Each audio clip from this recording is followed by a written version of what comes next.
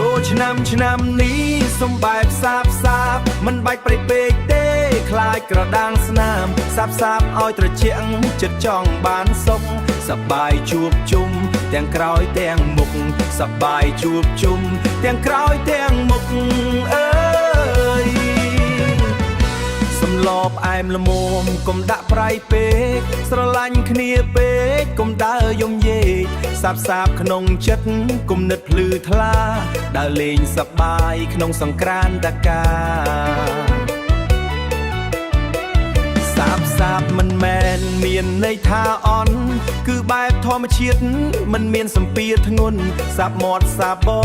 កុំឲ្យតែសាបចិត្តសប្បាយពិតជាមួយមិត្តភក្តិអស់ចូលឆ្នាំ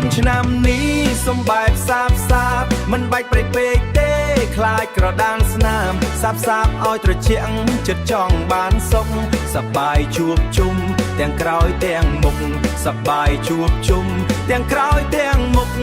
អើយ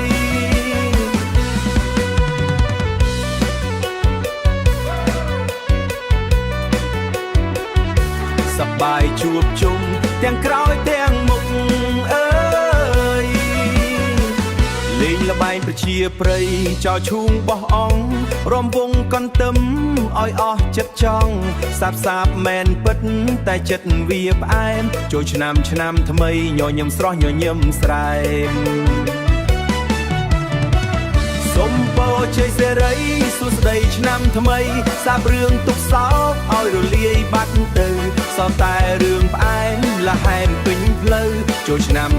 នេះ